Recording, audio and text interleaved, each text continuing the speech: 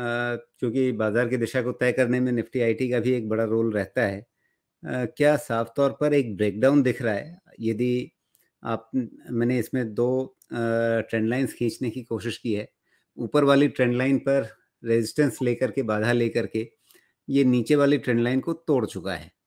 क्या इसे साफ तौर पर ब्रेकडाउन माना जाए, या अभी भी एक आशा है कि 50 डे मूविंग एवरेज जो यहाँ चार्ट पे दिख रही है, बैगनी रेखा 28,900 के आसपास, या मोटे तौर पे कह लीजिए 29,000 के आसपास, क्या वहाँ पर एक आशा लेकर के अभी भी चल सकते हैं कि शायद यहाँ से मतलब रुक जाए गिरावट? फ्राइडे की कैंडल तो बहुत मतलब तीखी, बहुत खतरनाक लग रही है।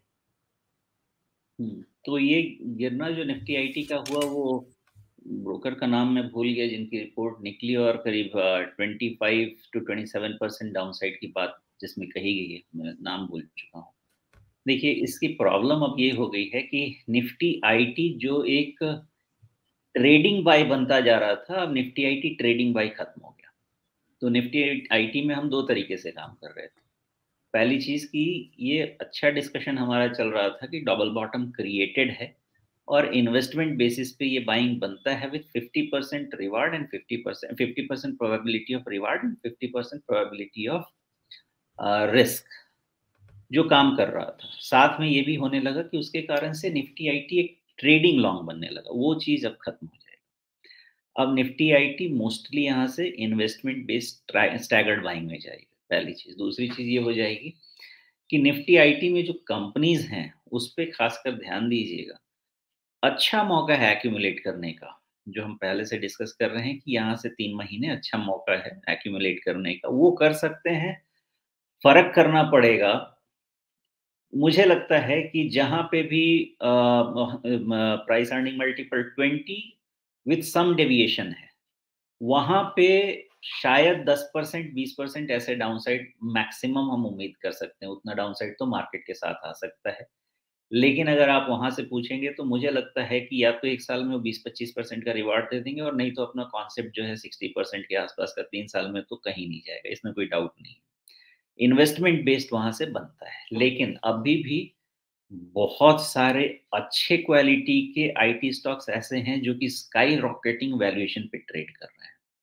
वहाँ का खतरा नहीं गया है, वो नॉर्मलाइज़ होगा ही होगा, उसमें टच नहीं करना चाहिए। तो जब आप खरीदने जा रहे हैं तो एक्यूमुलेट करने में कोई दिक्कत नहीं है, लेकिन एक्यूमुलेट वही करना चाहिए मेरे हिसाब से जो 20p plus minus some deviation आ रहा है उसके नीचे है, तो फिर मुझे बहुत ज़्यादा दिक्कत नहीं लगती, एज़ लॉन्ग एज़ कंपनी ने परफ़ॉर्म किया है। अगर क्वार्टरली रिज़ल्ट ही डैम्प हो चुका है तो उसका तो पीई का फिर वहाँ पे कैलकुलेशन नहीं करना है अपने को।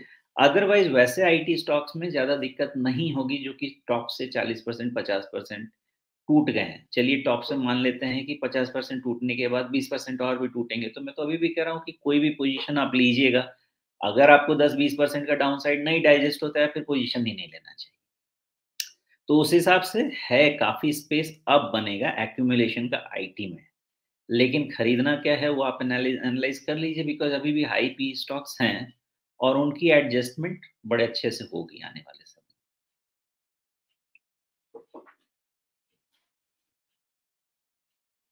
माइक म्यूट है आपका।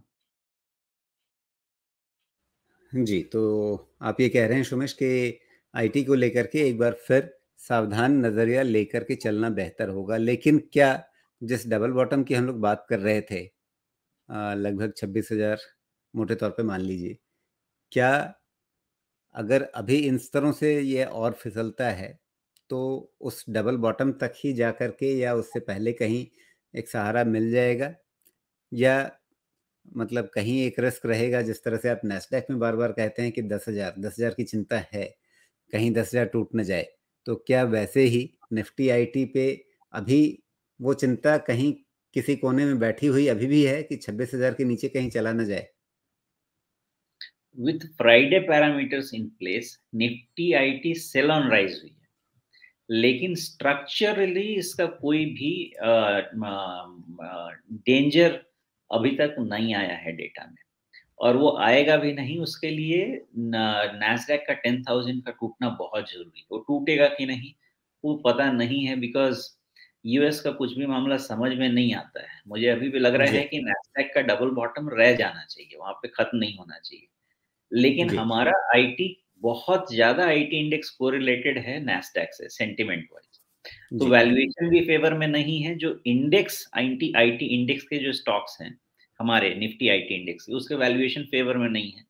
तो वो एज़ डैम्पनर काम कर सकते हैं और जितनी पिटाई यूएसआईटी की हुई है उतनी तो हमारी हुई नहीं है। ये बात और है कि उनकी वैल्यूएशंस भी हमारे से ज़्यादा रिच थे। तो हमारा एक करेक्शन जो ट्रिगर हुआ है, ये अभी मेरे हिसाब से sell on rise cum consolidation में जाना चाहिए।